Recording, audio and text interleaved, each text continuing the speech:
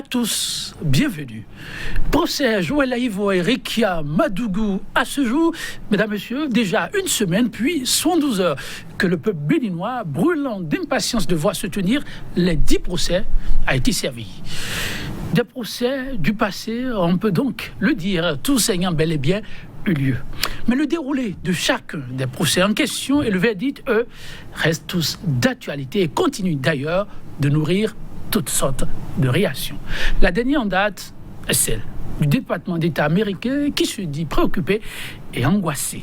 Condamnation de Joël Aïvo et Rekia Madougou. Doit-on s'inquiéter? Le débat au cœur de votre émission Libre Opinion du jour. Nos invités, Maître Aboubakar Baparapé, qui n'est plus à présenter, avocat au barreau du Bénin. Il est le président de l'ODHP. Il faut le mentionner aussi. Il faisait partie du collège d'avocats ayant défendu le cas Rekia Madougou. Maître Aboubakar Baparapé, bonjour à vous. Oui, bonjour. Merci pour la disponibilité. Merci. En face de vous, un grand panafricaniste qui n'est plus à présenter, le professeur Désiré Baloubi, qui est le porte-voix du grand mouvement citoyen pour la paix et la réconciliation. L'Afrique en a besoin pour aller de l'avant et chacun des États pris individuellement m'attelle-t-il à longueur de journée. Docteur, professeur Désiré Baloubi, bonjour à vous. Bonjour Joël, bonjour Maître Baparapé. Bonjour monsieur. Alors, ça va très vite, et vous l'avez sans doute constaté aussi depuis les 2 procès. On s'attarde beaucoup sur le déroulé, mais aussi sur le verdict. Et les réactions continuent de s'enchaîner. Professeur Baloubi, comment expliquez-vous tant de réactions autour de ces procès? Vous voyez, c'est comme si on l'appelait le procès de l'année ou le procès du siècle, pour un peu exagérer, hein, mais l'exagération vaut la peine. Tous les regards étaient braqués vers la Criette et aussi vers le Bénin. Vous voyez, notre pays, je pense qu'il est en train de traverser une période de transition, de grande transition. À cause de notre histoire et à cause de la volonté populaire d'aller de l'avant.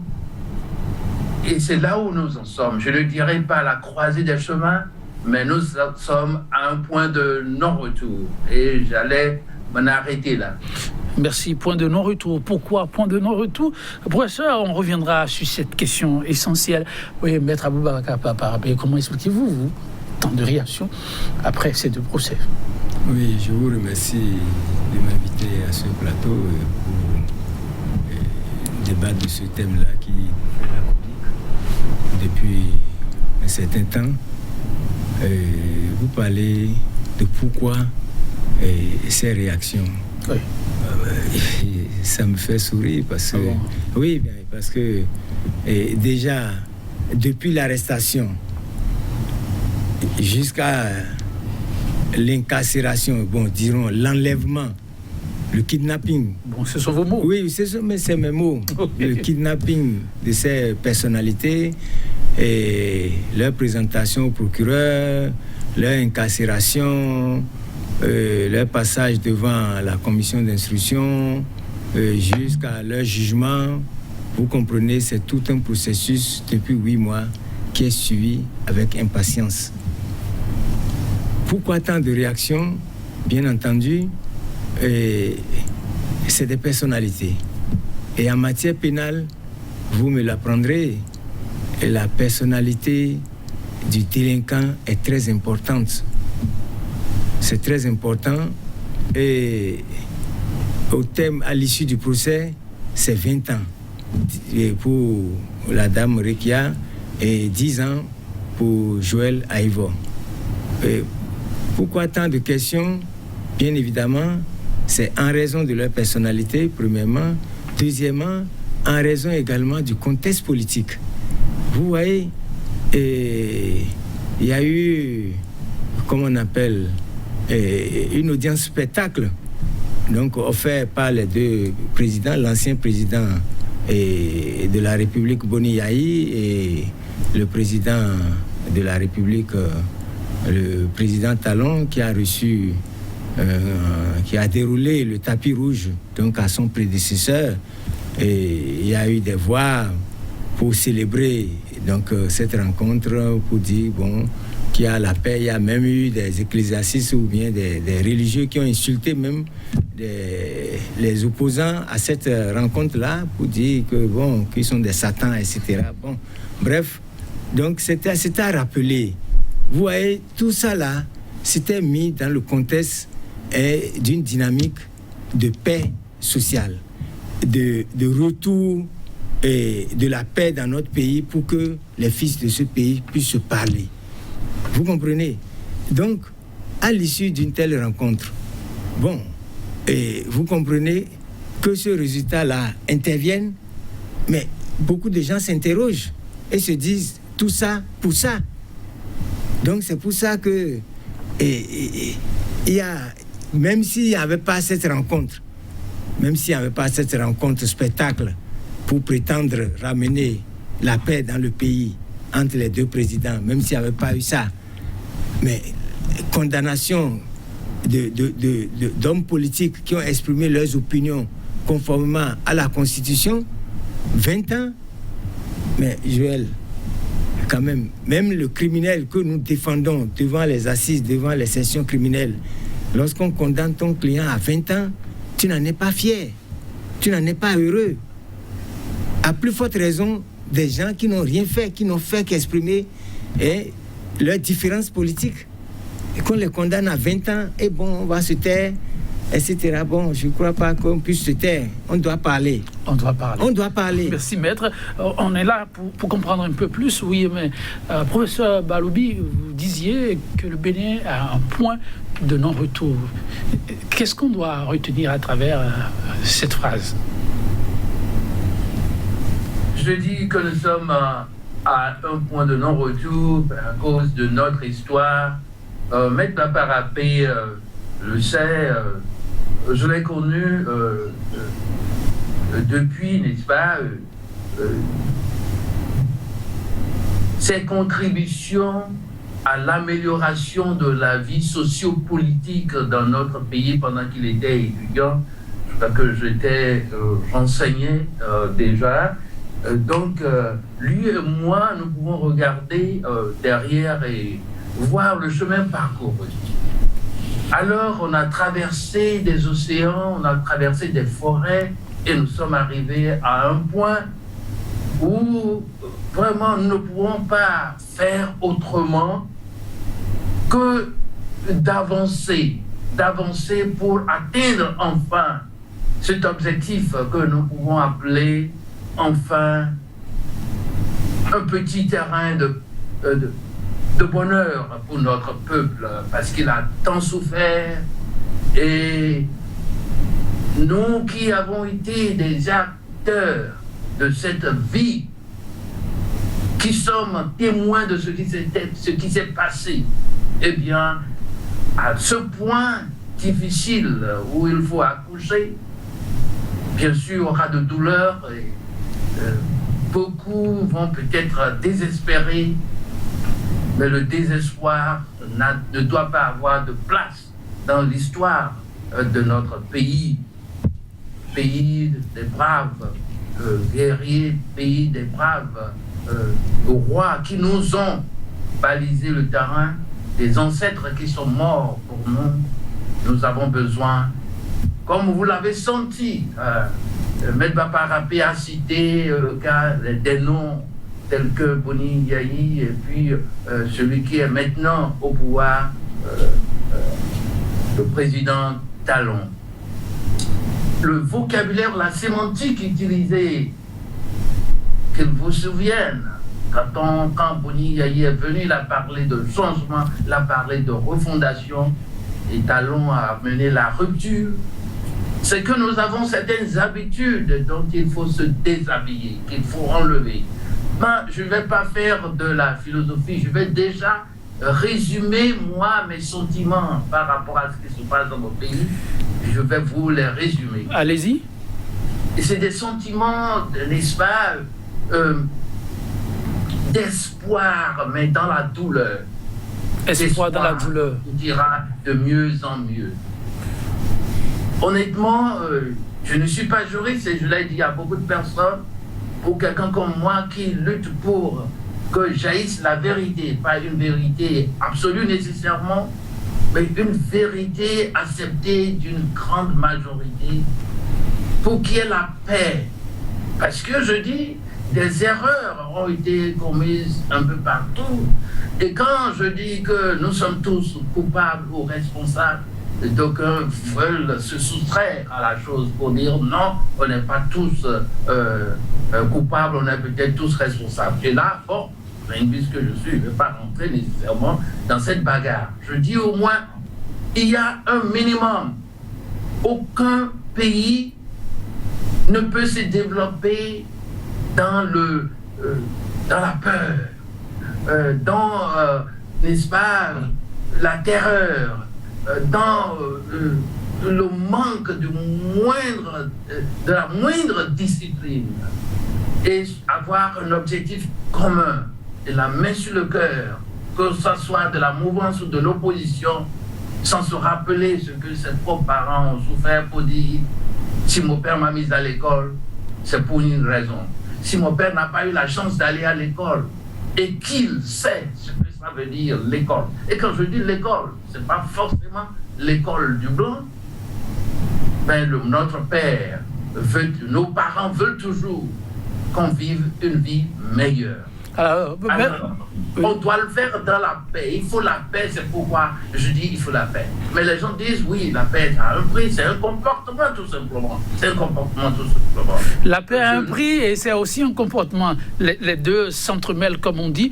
Et justement, vous dites le bonheur et l'espoir, c'est bien permis, mais parfois dans la souffrance. Alors, c'est le regard désormais extérieur, en dehors du regard interne, sur ce qui se joue désormais, qui reste l'un des éléments phares de nos échanges de ce matin. Alors, le département d'État américain, lui regardant de loin ce qui se passe, se dit plutôt inquiet. Vous avez sans doute lu de long en large ce communiqué. Quelles auraient été d'abord vos impressions avant qu'on apprécie le contenu?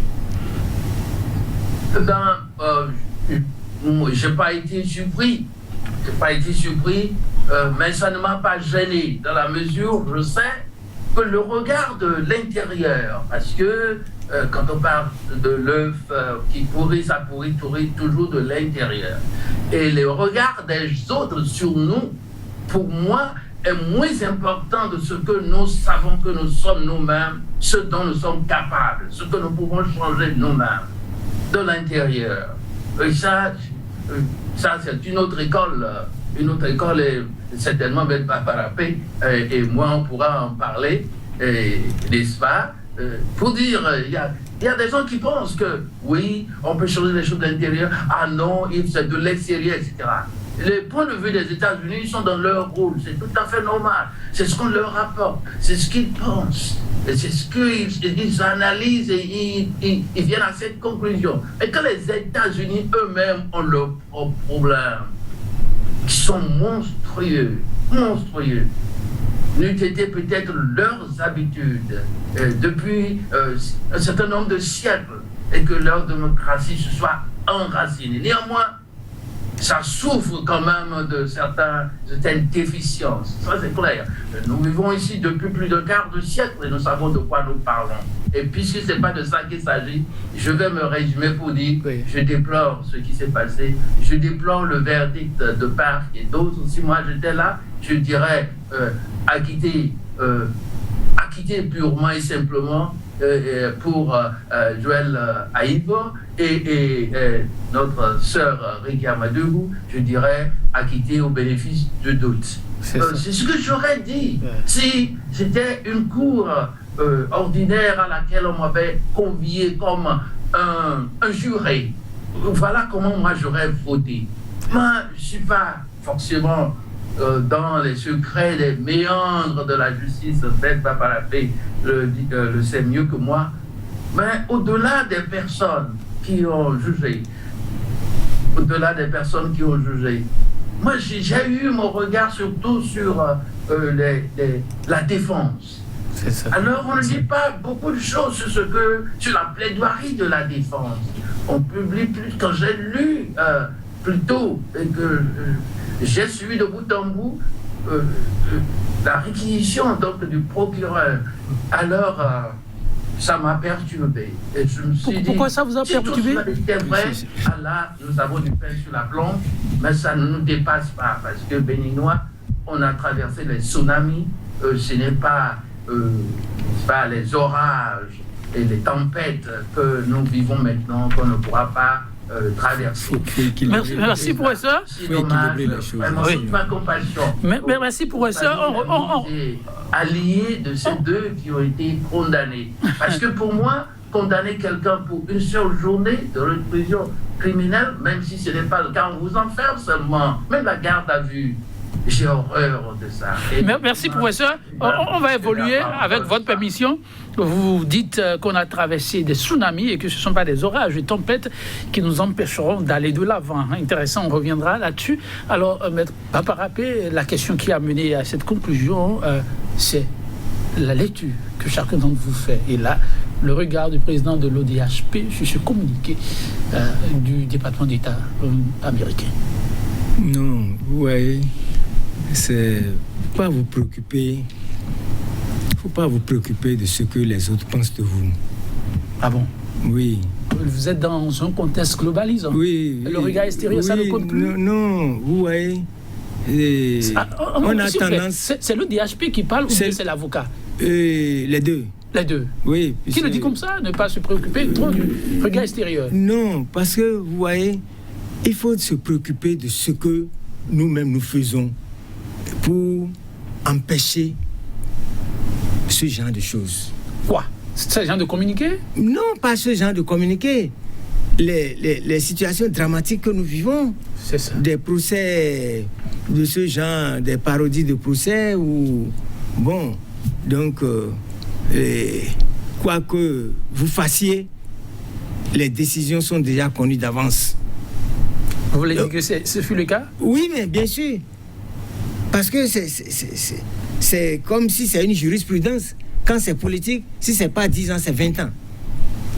Automatiquement, si c'est la criette. Mais le citoyen est toujours embêté de voir que les avocats font la même chose et se présentent toujours. Non, vraiment, voilà. Non, il faut structurer vos questions. Ah oui, il faut structurer vos questions. Nous amène à vous poser non, il faut structurer vos questions. Vous dites que c'est d'office acquis, oui, mais vous allez toujours plaider. Bien sûr. Pourquoi? Vous voyez, quand M. Veil, Maître Veil, est venu à faire sa déclaration à la presse pour dire que bon, lui ne s'associe pas à cette parodie de justice, c'est top, et que donc lui, il enlève sa robe, il s'en va. Oui. Vous comprenez? Mais vous savez ce que votre journaliste, votre collègue lui a posé? Oui, on a la suite. Il dit, mais maître, est-ce que là, ce n'est pas une manière de livrer et de jeter vos clients en pâture, donc à cette cour, sans défense? Tout à fait. Vous comprenez? Mais vous vous rappelez, et à l'entame de la création de cette criette-là, nous sommes les premiers à nous élever contre l'érection de cette cour spéciale. Vous comprenez? Mieux, nous nous sommes élevés contre l'unicité donc, de cette cour-là, à savoir l'unicité de degré. Il n'y avait pas de degré de juridiction, à part de crier finalement. On nous a entendu, on a créé un double degré de juridiction qui est comme si, bon, c'est bonnet blanc, blanc bonnet. Ça, c'est l'histoire. Mais la réalité aujourd'hui, c'est que quoi que vous fassiez, à partir du moment où c'est un procès politique, mais on a vu, bon, c'était pas la criette à l'époque, mais c'est au cours de ce procès-là que l'idée de créer la criette, c'est-à-dire le procès Métoyon, où le dossier est vide, et pourtant, c'est 5 ans. Ils sont encore en prison jusqu'à présent. Vous comprenez? Ensuite, il y a eu les Adjavon, les Soglo, etc., tous ceux qui passent devant la criette. Si c'est affaire politique contre le régime, eh bien, c'est nécessairement 10 ans ou 20 ans. Alors, donc, face à cette situation, avant même qu'on aille à ce procès, mais les gens m'ont appelé, où j'ai rencontré des gens qui sont introduits, qui me disent, mais maître, vous irez vous gêner pour rien, mais c'est 20 ans pour elle, hein. Et pour Aïvo, c'était 10 ans, mais pour elle, c'est 20 ans. Et on est allé, oui, et on est allé, effectivement, c'était 20 ans. Vous comprenez? Donc, à partir de cet instant, on dit, bon, pourquoi vous, les avocats, quand même, vous... Non, parce que notre mentalité, quand la criette avait été créée, mais les avocats se sont levés pour dire, non, on n'y va pas. On n'y va pas. Et ça a créé tout un remous au niveau du barreau. Bah non, il ira pas. Finalement, certains ont commencé par y aller, mais d'autres ont refusé d'y aller jusqu'à présent. Vous comprenez? D'autres ont pris cette position ferme pour dire, bon, c'était, à l'époque, c'était Laurent Metton qui devait être les premiers à être jugés en ce moment. On avait dit non, on n'ira pas. Alors, finalement, après analyse, les appels à la sagesse, tout ça là, on m'a dit non, faut quand même y aller. Mais nos clients étaient déjà préparés à ne pas voir les avocats venir. Mais c'était douloureux pour eux. Mais finalement, nous y sommes allés. Mais c'est toujours la confirmation de ce que la première instance a eu à faire. Par la suite, il y a eu d'autres procès à Djavon, etc. Les avocats se sont déployés. Mais c'est 20 ans. On a dit, c'est parce que Djavon n'est pas arrivé, c'est pourquoi on lui a donné le maximum. Maintenant, les Rikiad, les ne sont pas arrivés. Ils sont là. Maintenant, si les avocats disent, bon, écoutez, on fait comme veille, on dépose notre robe collectivement, c'est ce que j'ai plaisir. J'ai dit, mais messieurs de la Cour, normalement, on n'a pas... Vous nous fatiguez. Vous fatiguez vous-même, vous nous fatiguez. Parce que vous connaissez déjà le verdict. Et puis bon, on racole. Finalement, on dit criminel égale 20 ans. Non. Vous parlez, on vous regarde tranquillement. C'est comme si on ne vous dit pas, mais vraiment, faites vite, on va vous donner la décision. Vous comprenez? Mais au moins, psychologiquement, ça apaise les clients. Deuxièmement, ça permet, l'avocat à l'immunité de plaidoirie. Vous comprenez? Donc, l'avocat a la possibilité, au moins, au-delà de la cour, au-delà de ses clients, de parler donc aux décideurs qui organisent ce théâtre-là. Et ça, ce n'est pas rien en matière de procès politique. Donc, à un moment donné, ce n'est pas le droit, mais c'est ce que vous dites dans le prétoire pour en appeler donc à la sagesse des décideurs, pour en appeler à une meilleure approche de la situation politique, pour faciliter donc le vivre en commun. Et bon, ce qui nous unit dans le combat, c'est la restauration de la démocratie. Vous comprenez? Eux-mêmes, ils disent que c'est la démocratie. Nous-mêmes, on dit que c'est la démocratie, mais c'est l'approche qui est différente. Mais alors, pourquoi ne pas s'asseoir pour dire, bon, posez votre approche sur la table, posons notre approche sur la table, et puis bon, voyons ce que nous avons de commun. Ce que nous avons de commun, c'est notre pays.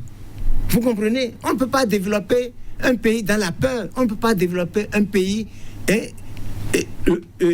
avec un peuple qui a faim. Ce n'est pas possible. Donc, à partir de cet instant, si ces paramètres-là sont mis sur place et sur le tapis pour que chacun puisse regarder et apporter sa contribution, mais on ira de l'avant. Aucun pays ne s'est jamais développé sous la dictature. Alors je viens. Okay. Tout ce théâtre qu'on a fait là, ça aboutit toujours et inéluctablement, j'y suis, autour de la table. Mais Nelson Mandela, il n'a pas fait 27 ans. Ouais. Mais c'est toujours autour de la table que ça s'est terminé. Nous-mêmes, mais j'ai fait près de 12 ans. Je suis un vétéran. Mais c'est toujours... Vous avez fait 12 ans. Mais bien sûr, 5 ans de choses, 5 ans de prison à Sebana et 7 ans de clandestinité, 5 ans d'exil. Donc, dans la vie d'un jeune, mais vous voyez ce que c'est. Mais aujourd'hui, je défends la République, je défends les pauvres, je défends tous ceux qui sont en situation. Alors, donc, c'est toujours autour de la table que c'est fini, puisque finalement, tout ce qu'on a eu à faire, on a dit à quel coup de tenir bon, comme on dit à Talon là, de ne pas laisser, c'est des anarcho-gauchistes. Mais finalement, à quoi ça aboutit? Ça aboutit à notre libération, ça aboutit à l'amnistie, même si on n'a pas encore été indemnisé. Mais aujourd'hui, je suis... Vous attendez toujours? Mais bien sûr, pourquoi pas? Pourquoi pas? C'est un droit pour moi. J'ai fait quoi? Alors, donc non, c'est parce que nous sommes en train de parler de la République. Oui. Nous sommes là, le pays, attendez, qu'il faut regarder le pays nous suit et le pays est déçu. Le pays nous suit, le pays est déçu, le pays est fier de nous, de contribuer quand même donc, au combat pour les libertés de la démocratie. Vous comprenez? Donc, on ne peut pas être découragé par les actions du pouvoir. Et c'est ça, la ténacité d'un combattant. Bien que ce soit difficile, il fonce. Foncer ne veut pas dire foncer tête basse dans l'obscurité. Non. Avec des stratégies qui permettent quand même de se faire entendre par tous les moyens. Et c'est pourquoi je dis que département d'État, oui, mais département du Bénin, d'abord. D'abord. Pourquoi département d'abord? de Bénin, d'abord. Pourquoi d'abord? Oui, d'abord parce que nous sommes concernés par notre pays. Quelqu'un d'autre ne peut venir construire notre pays. C'est nous-mêmes qui devions construire notre pays. Que ce soit difficile ou que ce soit bon, c'est toujours nous-mêmes. Les autres, c'est un apport. Étant donné qu'ils sont département, nous sommes dans la communauté internationale, si quelque chose se passe, bon, chacun est libre de donner son point de vue. Est-ce que vous voyez? Chacun est libre de donner son point de vue. Mais il ne faut pas qu'on prenne ça comme étant bon, c'est-à-dire une panacée, c'est les États-Unis, c'est les États-Unis. Non, jamais. C'est d'abord la résistance interne qui doit pouvoir se prendre en charge. Et non capituler devant les choses et attendre que ce soit les Américains qui viennent. Vous voulez dire qu'à l'interne, les gens ont capitulé, ils attendent merci? Mais c'est comme si il faut organiser la résistance de 1000 manières. C'est ça. Et ne pas croiser les bras et subir. Nous jouons notre partition. Vous jouez votre partition tout au moins en nous invitant pour que nous puissions parler au-delà de vos micros au président de la République, qui certainement nous suit tout le temps. Nous suit tout le temps parce que ce qu'on nous dit, ce que nous disons, c'est une contribution au développement de ce pays. Il faut déjà parler. Ne pas se taire pour ne pas être complice. Vous comprenez? Donc, nous entendons des référents du pouvoir applaudir pour dire qu'il y a un procès équitable des gens. Bon, moi je... Même des avocats, non? Même des avocats disent que c'est procès équitable. Oui, procès, ils n'ont pas raison. et on a donné les paramètres d'un procès équitable. Mais comment est-ce qu'il est dans le dossier pour savoir? Procès équitable, c'est acquitter quelqu'un quand il n'est pas... s'il n'est pas coupable. Ne pas dire, bon, comme c'est lui, coûte que coûte, on doit condamner. L'avocat en question il ne faut pas faire de théâtre. est revenu sur le réquisitoire. Mais le réquisitoire, le procureur même sait qu'il a agencé des faits qui n'existent pas. On est allé jusqu'en 2019 pour attribuer donc à Ricky Amadougou, parce qu'on n'a pas trouvé en 2021 des charges contre elle. Alors, c'est de ça qu'il a été question. Et les avocats se mettent à applaudir, à danser pour dire que bon, il y a procès équitable. Non, je suis désolé. Je suis désolé. Alors, professeur Baloubi, vous dites que le Bénin a eu à traverser des tsunamis, mais actuellement, serait en train de vivre une période d'orage et de tempête. Cette note d'optimiste, on doit la lier à quoi? Merci Joël. Je dois d'abord saluer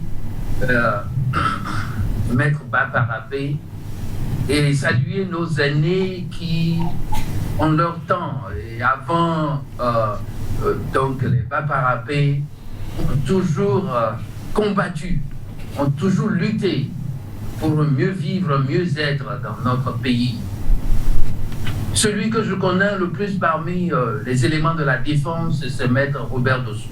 Maître Robert Dossou évoque beaucoup de souvenirs en moi, souvenirs positifs.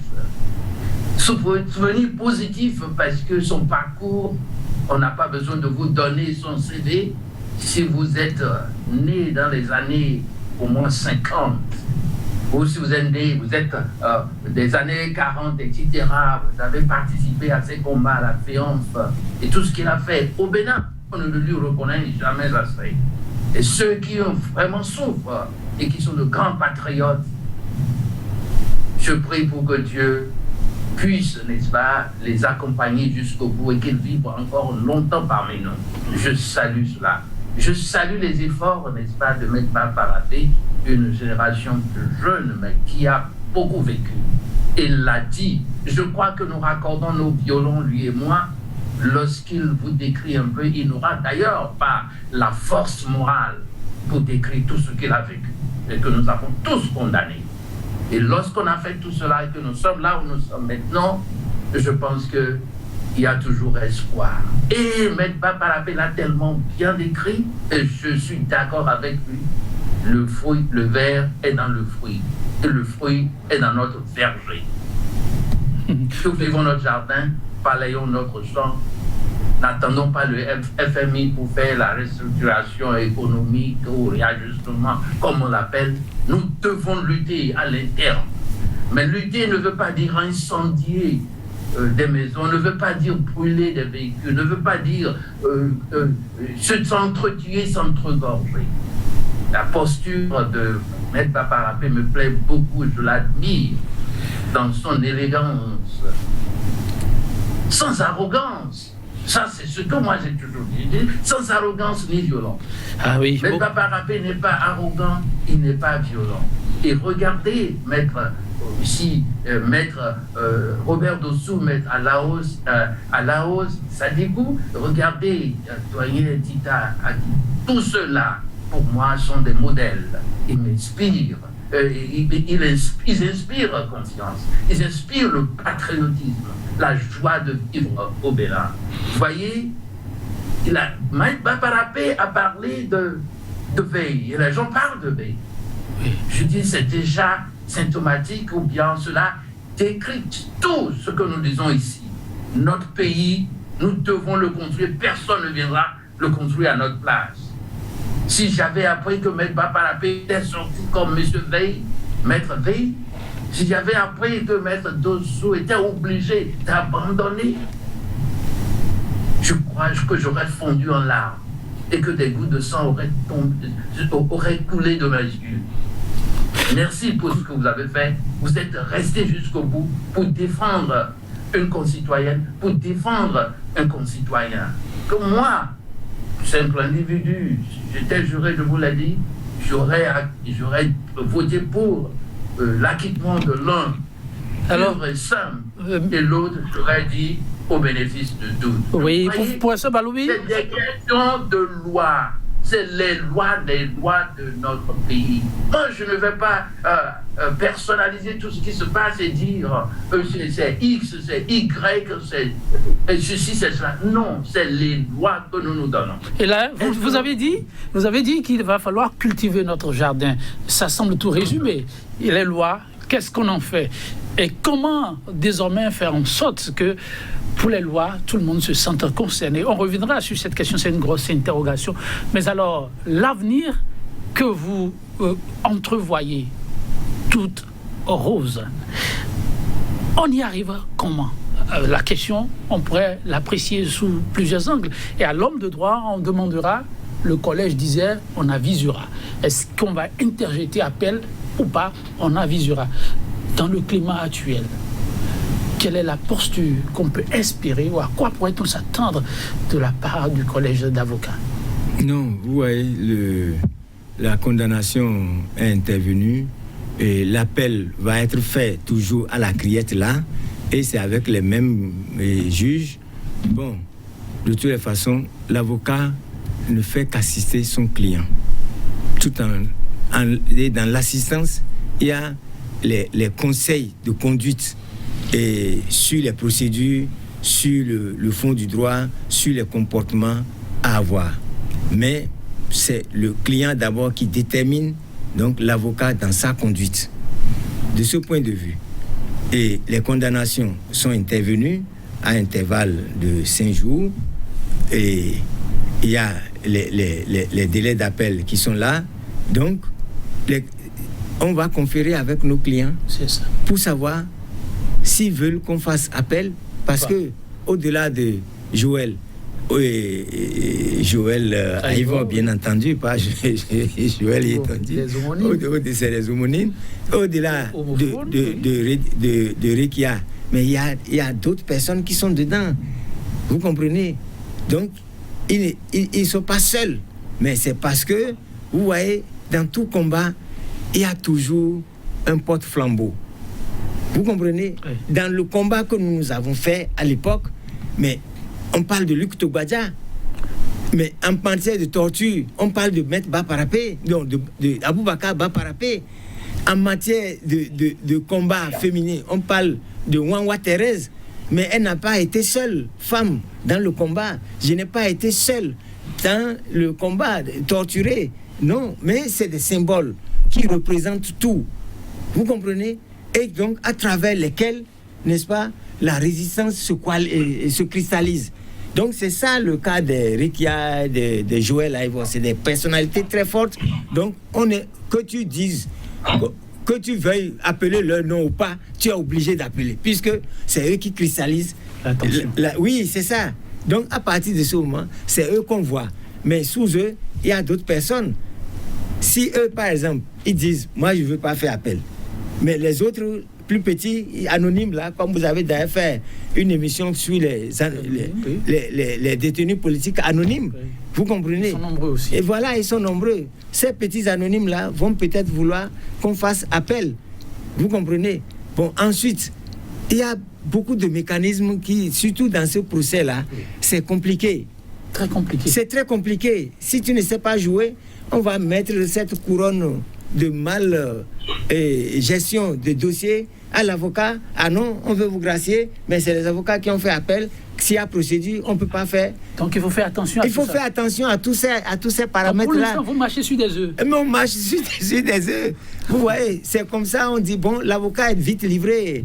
Et à la vindicte populaire, vous voyez, mon ami, comment il s'appelle, des États-Unis, là, il a dit, mais qu'il aurait fondu en larmes s'il apprend que Maître Baparapé est sorti de la salle pour abandonner ses clients. Si Maître Robert de Souza était sorti de la salle pour abandonner, non. Nous sommes des militants. Vous voyez? Et au-delà des procès, on doit pouvoir parler au pouvoir. Et on l'a fait. C'est ça. Le combat aussi se mène à ce niveau-là. Donc, par rapport à la question que vous avez posée, par rapport à l'appel, mais je réitère, le collège des avocats va se réunir et consulter nos clients pour savoir s'ils désirent qu'on fasse appel. S'ils ne le désirent pas, on laisse. C'est ça. Ah oui, parce qu'il y a beaucoup de choses qui... C'est un procès politique. Vous tenez à ça. Je tiens à ça, c'est un procès politique. Si ce n'est pas un procès politique, on ne peut pas faire une condamnation en bloc. Qu'est-ce que vous appelez condamnation en bloc? On prend tout le monde, on met dans le même sac, on tape le marteau dessus. Ah bon? Oui, c'est ça. Sinon, normalement, on doit serrer. Une justice équitable, sereine, doit distinguer. C'est vrai, on va nous dire qu'on a libéré des gens dedans. C'est vrai. Mais il fallait, même s'ils n'ont rien fait là, qu'on constate qu'on n'a rien fait, il faut quand même les condamner. Mais ceux-là, ce n'est pas ceux-là qui intéressent le pouvoir. Ceux qui intéressent le pouvoir, c'est ceux-là qu'on a condamnés, alors même qu'il n'y a rien dans leur dossier. C'est ça, quand on dit que le dossier est vide, ce n'est pas le dossier vide de l'avocat, c'est le dossier effectivement vide. Parce qu'on a raccordé, cousu, pour pouvoir vraiment faire couronne comme le virus là, comment on appelle, Corona là, on le chrome la couronne dessus, et puis bon, voilà. C'est ça. Alors, donc c'est pas, c'est dramatique. On est peiné. Mais on a quand même participé. Ouais. On a participé, on est fiers d'avoir participé. Oui, on est fiers d'avoir participé, on est fiers d'avoir dit. Oui, fiers d'avoir dit. Parce que, mais écoutez, avant le procès, je vous ai dit qu'on m'a dit, on m'a déjà dit les quantums de peine pour ces gens-là. Alors, à partir de cet instant, qu'est-ce que vous voulez? Alors, professeur Baloubi, ils sont nombreux désormais à demander à ce qu'on regarde du côté de l'exécutif pour une grâce ou l'amnistie. Le citoyen du monde que vous êtes, le panafricaniste, ardent défenseur de la paix et de la réconciliation sur le continent, qu'auriez-vous, conseillez-vous? Oui, je crois que nous devons même limiter les débats et les émissions, ces moments-ci, et de façon collective, en tant que peuple, n'est-ce pas, aller dans nos couvents, aller à l'église, aller à la mosquée et prier d'abord pour la République. Nous prions pour la République, comme Maître Baparapé l'a dit, ce n'est pas les individus qui comptent. derrière son nom se cache beaucoup. Il en a cité quelques-uns. Il y en a même qui, pendant qu'ils menaient ce combat, sont morts. Et c'était un combat juste. Mais qui est-ce qui, n'est-ce pas, se souvient d'eux, si ce n'est pas que des incidents, peut-être des circonstances, obligent les uns et les autres à s'en souvenir. Vous voyez, il y a beaucoup de choses qu'il faut corriger. Mais avant de corriger, il faut d'abord évaluer. Il faut faire un recul et se demander, au fait, qu'est-ce qui ne va pas. Moi, ma simple analyse, c'est une question de loi. Vous voyez, je suis linguiste, j'observe et j'entends et j'analyse notre diction, les mots que nous choisissons. Vous voyez, c'est pas pour rien qu'on a parlé de révolution. C'est pas pour rien qu'on a parlé de changement, de refondation et maintenant rupture. Ça veut dire qu'il y a des choses qu'il faut laisser de côté. Il faut faire autre chose, mais cette autre chose que nous faisons, il faut la faire bien pour mieux avancer, pour obtenir un positif qui soit supérieur à là où nous avons quitté. Est-ce que nous faisons des progrès? Et je ne parle pas de la croissance économique, parce qu'on peut avoir de croissance économique et ne pas toujours être développé. Je ne suis pas économiste non plus, mais c'est ce qu'eux-mêmes ils disent. Alors, professeur Baloubi... Je voudrais vous poser une question.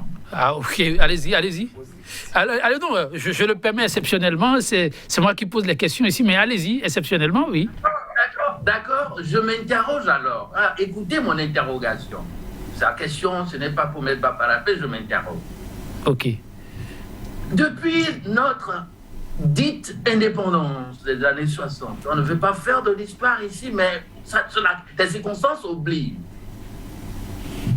Est-ce que nous ne souffrons pas d'un mal récurrent?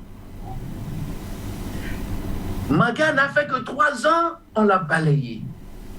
Il est arrivé à un moment, on a parlé de notre pays, on l'a traité d'enfant malade de l'Afrique. Sommes-nous toujours malades? Le diagnostic a-t-il été posé? Avons-nous trouvé le remède qu'il faut? Je crois que nous devons retourner à l'école du patriotisme et des lois. Les circonstances dans lesquelles les lois se confectionnent, les lois s'adoptent. Et lorsque c'est adopté de cette manière, eh bien, cette loi s'impose à tout le monde. Est-ce qu'il y a errance malgré tout cela? Bien sûr, nous sommes des humains. Et je défie Maître Parapé pour qu'elle me dise que, bien sûr, il y a de justice,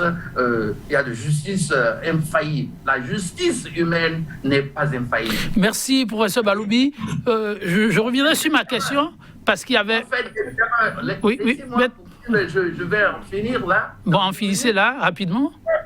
Les deux régimes que nous avons applaudis depuis 1960 jusqu'à ce jour, je n'en connais pas moi. Merci beaucoup pour la question.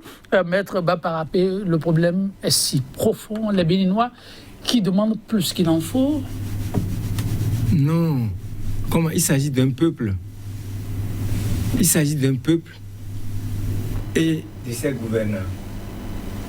Un peuple ne demande jamais assez. C'est les gouvernants qui doivent en faire suffisamment pour apaiser le peuple. C'est ça le problème, c'est ça la problématique. Pourquoi on va dire que le peuple en demande trop? On demande quoi? Le peuple a demandé de faire descendre le ciel? Non. Aujourd'hui, le peuple demande quoi? 1. Plus de liberté. Restauration de la démocratie.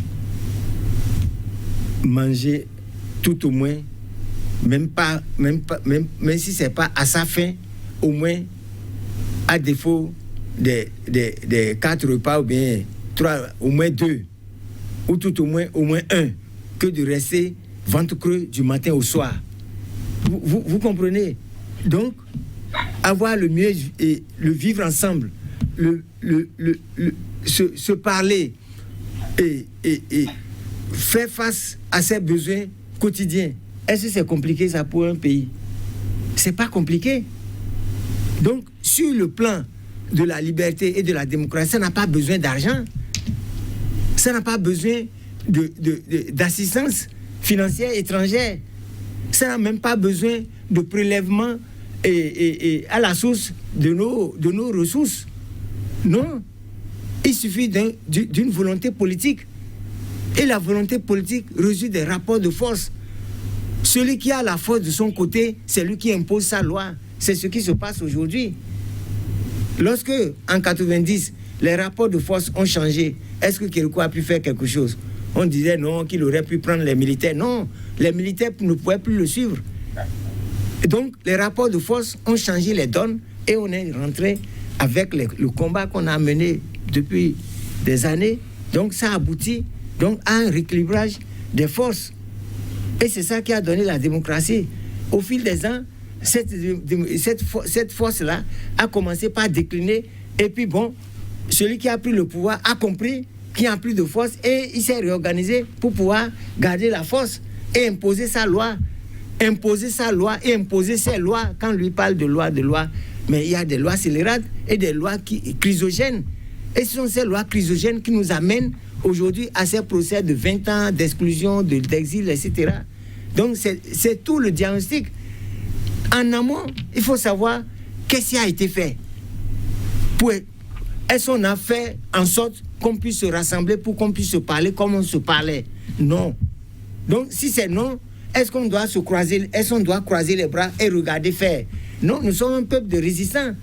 Même le président de la République, dans ses discours, il fait appel à ces cabas. Quand on a amené les statuettes là, de choses, de trésors royaux là, oui. Mais il a largement parlé des cabas, nos aïeux. Mais alors, donc, ceux-là, s'ils n'avaient pas lutté, est-ce qu'on serait indépendant, est-ce que l'esclavage allait finir, etc. Donc, de la même façon, si nous, on n'avait pas lutté, eux, ils ne viendraient pas prendre le pouvoir pour dire que c'est la démocratie. C'est nous qui avons lutté, c'est nos mamans, nous qui devons être au pouvoir. Vous comprenez? Donc, lui ne peut pas prendre et dire aux autres, non, ne luttez pas.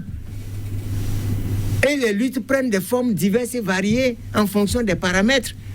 Vous comprenez? Donc, c'est comme ça, il faut apprécier ça comme ça et savoir que c'est la marche d'une république. Là où on empêche, mais on tue, mais finalement, ça éclate. Et donc, c'est cet éclatement-là que tout le peuple ne veut pas en disant, fais attention. Quand Alpha Condé a nargué, il a cru qu'il détenait tous les pouvoirs. Mais vous voyez ce qui a pu se passer. Donc, c'est comme ça. Les dirigeants, on dirait qu'ils sont aveuglés par le pouvoir, ils sont aveuglés par leur ego, et ils ne veulent pas entendre, ils se disent, l'entourage aussi qui profite. Mais j'ai lu un truc et je crois que c'est pas Ben Ali, celui qui a, en Tunisie, il disait, non mais je veux laisser le pouvoir, mais mon entourage, avec tout ce qu'ils profitent, ne veulent pas que je laisse, mais moi je suis fatigué. Ouais, même Idriss Déby a dit que lui il est fatigué, il devait laisser depuis, mais la France lui dit ne laisse pas, et ils sont les premiers encore à dire qu'il manque de démocratie. Donc, on dirait que ces présidents-là sont des fois pris en otage par l'entourage qui profite. Je viens. Et donc, tout ce que nous faisons là, c'est vrai, on dit recul, c'est vrai, tout ça là, ça participe de l'évolution d'un pays. La France a connu la restauration après la révolution de 1789. Ils ont connu de recul, de restauration. Mais c'est tout ça là qui fait aujourd'hui le patrimoine démocratique de la France, que la France vante partout. La France des libertés, la France des droits de l'homme. Mais c'est ce que le Bénin vantait aussi. Le Bénin des libertés, le Bénin des droits de l'homme. Et on nous cite un exemple. Les gens vendent nos dos pour pouvoir prendre de l'argent aux gens pour dire voilà, et c'est les résistants ça. Le Bénin est démocratique. Vous comprenez? Et aujourd'hui, il est devenu avocat. C'est eux qui m'ont mis l'argent pour que je devienne avocat. Mais ils vendent mon nom. Est-ce que vous voyez? Donc c'est ça le combat pour la République. On ne peut pas rester bras croisés. Que le président le sache, on est désolé. On doit lutter. On doit lutter. D'autant qu'on a lutté pour lui. Pendant que c'était chaud, c'est nous qui avons marché. On a risqué nos vies. On n'a pas dit non. Bon, moi, je n'ai jamais vu Talon des yeux comme ça. Non. Vous? Non, jamais. Ah bon. Mais ce n'est pas l'homme que je défends. Je défends les principes démocratiques. On ne doit pas maltraiter un citoyen pour ses opinions politiques. Non. Et c'est ça qu'on a dit. Et pourquoi aujourd'hui, on nous interdit cela? On interdit cela aux autres. C'est pas possible. Alors, la question, disais-je, de grâce et d'amnistie, le professeur Baloubi n'y a pas vraiment répondu. Je vous la repose avant de me retourner vers l'avocat qui a sans doute son regard. Oui, le citoyen du monde, comment apprécie-t-il cet appel? Appel à aller à la grâce ou à l'amnistie? Moi, contrairement à être parapé, je pense que le peuple peut demander. Le peuple peut même exiger. Mais ça dépend de comment on demande. Le mot même demande en anglais, ça veut dire déjà exiger.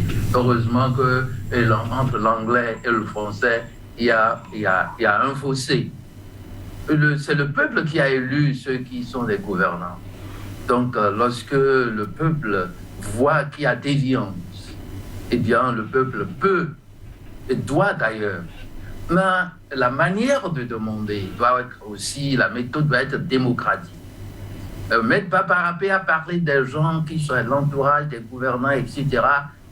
Et c'est vrai, c'est quelques éléments qui sèment du trouble. Que ce soit des gens proches du président, des gens loin du président, c'est nous, individuellement, là. Et surtout, l'élite, moi je pense, l'élite que nous sommes parfois, et tout le temps d'ailleurs, je dois le dire, je dois l'avouer, avoir le courage, nous semons de la zizanie.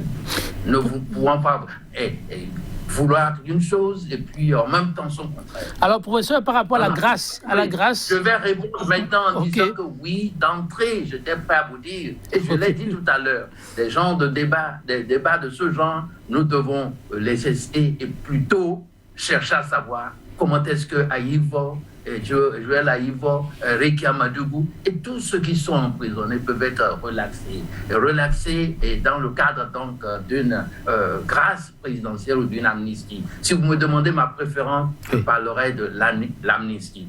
Et après cela, que nous puissions nous retrouver pour nous dire, je reviens toujours à la question de loi. Lorsque nous avons des lois et que ce sont les lois de la République et que ces lois depuis 1960 jusqu'à ce jour, il y a des lois qui sont violées. Alors, quelle est la démarche lorsque la loi est violée? Eh bien, vous faites face à la loi, à la justice, on vous juge et on vous blanchit ou bien on vous retourne dans les géoles. C'est comme ça. Parce que la loi dure, mais c'est toujours la loi. Et qu'est-ce qu'on fait de ceux qu'on a mis dans ces prisons? Qu'est-ce qu'on fait? Comment est-ce qu'on va faire pour qu'on diminue nos prisons? Pour qu'on limite alors qu'on en construise davantage? Qu'est-ce qu'il faut faire? Alors il faut guérir le mal à partir de la racine.